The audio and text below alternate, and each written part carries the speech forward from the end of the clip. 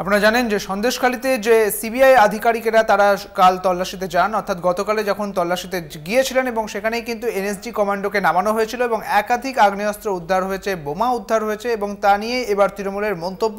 তৃণমূল কংগ্রেসের পক্ষ থেকে নালিশ করা হয়েছে যে কেন না বলেই যাওয়া হয়েছে সেখানে। যদিও হাইকোর্টের নির্দেশ ছিল গত 10ই এপ্রিল, এই নির্দেশ ছিল যে সিবিআই আধিকারিকদের এই নির্দেশ ছিল যে এই তল্লাশি করতে পারেন তারা, এবং তারপরে একাধিকবার তারা এই সন্দেশখালীতে তল্লাশি চালিয়েছে এবং মুখ্য নির্বাচনী আধিকারিককে নালিশ করেছে তৃণমূল কংগ্রেসের পক্ষ থেকে নালিশ করা হয়েছে। পুলিশকে না জানিয়ে কেন এই অপারেশন করা হলো এমনটা বলা হচ্ছে তৃণমূল কংগ্রেসের পক্ষ থেকে।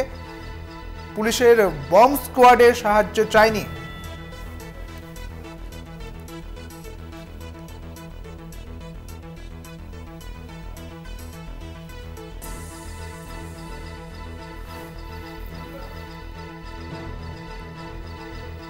আমাদের সঙ্গে রয়েছেন আমাদের বিশেষ প্রতিনিধি দেবজ্যোতি ঘোষ। দেবজ্যোতি, বিশদে জানবো তোমার থেকে। দেখো, তৃণমূল কংগ্রেসের পক্ষ থেকে ইলেকশন কমিশনের কাছে তারা একটা অভিযোগ জানিয়েছেন যে যেভাবে গতকাল সন্দেশখালীতে অস্ত্র উদ্ধারের নামে তাদের অভিযোগ যে নাটক করা হয়েছে, স্থানীয় প্রশাসনকে না জানিয়ে যেভাবে একেবারে এনএসজি কে নামানো হয়েছে তা নিয়েও কিন্তু তৃণমূল কংগ্রেসের পক্ষ থেকে প্রতিবাদ করা হয়েছে এবং সেই চিঠিতে তৃণমূল কংগ্রেস পরিষ্কার করে লিখেছেন স্থানীয় প্রশাসনকে জানানো হয়নি এবং নির্বাচন যখন চলছে এবং নির্বাচনের দিন যেভাবে এনএসজি কে নিয়েছে একটা নতুন চিত্রনাট্য তৈরি করার চেষ্টা করা হচ্ছে ভারতীয় জনতা পার্টির পক্ষ থেকে এবং সেইভাবেই তারা কেন্দ্রীয় এজেন্সিকে ব্যবহার করছেন বলে তারা অভিযোগপত্রে জানিয়েছেন। এছাড়াও কিন্তু আরো বেশ কয়েকটি বিষয়ে তারা আলোকপাত করেছেন। মূলত সন্দেশখালীতে যেভাবে যে ছবি সামনে আনা হয়েছে সেই ছবির সত্যতা নিয়েও কিন্তু তৃণমূল কংগ্রেসের পক্ষ থেকে প্রশ্ন তোলা হয়েছে। বিশেষ করে গুরুত্ব দেওয়া হয়েছে নির্বাচনকে প্রভাবিত করার জন্যই কিন্তু এইভাবে এনএসজি কে নামানো হয়েছে বলে তৃণমূল কংগ্রেস তাদের অভিযোগপত্রে লিখেছেন। ধন্যবাদ দেবজ্যোতি তোমাকে। আমাদের সঙ্গে ছিলেন আমাদের বিশেষ প্রতিনিধি দেবজ্যোতি ঘোষ। আপনাদের জানিয়ে রাখি, মুখ্য নির্বাচনী আধিকারিকের কাছে নালিশ করেছে তৃণমূল কংগ্রেস। তারা বলছেন যে কেন কিছু না জানিয়ে এই সিবিআই আধিকারিকদের পাঠানো হয়েছে এবং সেই সঙ্গে পুলিশকে না জানিয়ে কেন এই অপারেশন করা হলো এমনটাই প্রশ্ন তুলেছে তৃণমূল কংগ্রেস। নাকি সিবিআই এবং এনএসজি পরিকল্পনা করে রেখেছে এমনটাও দাবি করছে তৃণমূল কংগ্রেসের পক্ষ থেকে এবং নিশ্চয়তার সঙ্গে জানার উপায় নেই। সম্ভবত সিবিআই এবং এনএসজিকে নিয়ে বিজেপির ছক, এমনই বলছে তৃণমূল কংগ্রেস।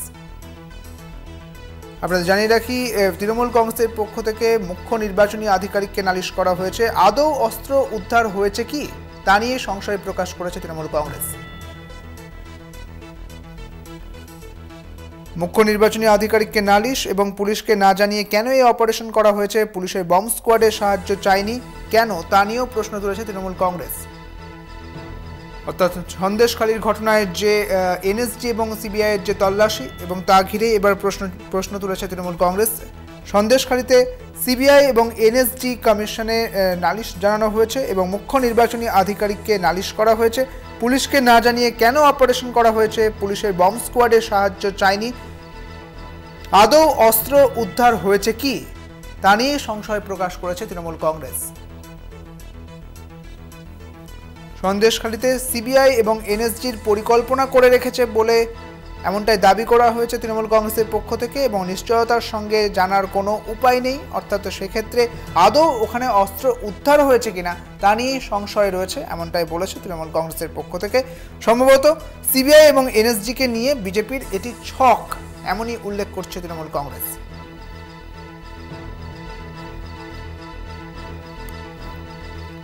আপনারা জানেন যে গতকাল সন্দেশখালীতে যে অস্ত্র উদ্ধারের খবর উঠে এসেছে, সেই সন্দেশখালীতে অস্ত্র উদ্ধার হয়েছে এবং এনএসজি কমান্ডোকে নামানো হয়েছিল এবং ব্যাপক অস্ত্র পাওয়া গিয়েছে সেখানে, বোমা পাওয়া গিয়েছে সেখানে এবং তা ঘিরেই এবার তৃণমূল কংগ্রেসের পক্ষ থেকে প্রশ্ন যে পুলিশের বম্ব স্কোয়াডের সাহায্য চাওয়া হয়নি, কোনো রকম খবর না দিয়ে এই অপারেশন কেন করা হয়েছে তা নিয়ে প্রশ্ন তুলেছে তৃণমূল কংগ্রেস।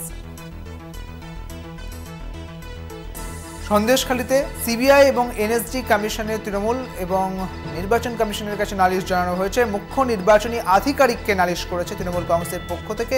এটি নিছকই বিজেপির ছক বলে উল্লেখ করছে তৃণমূল।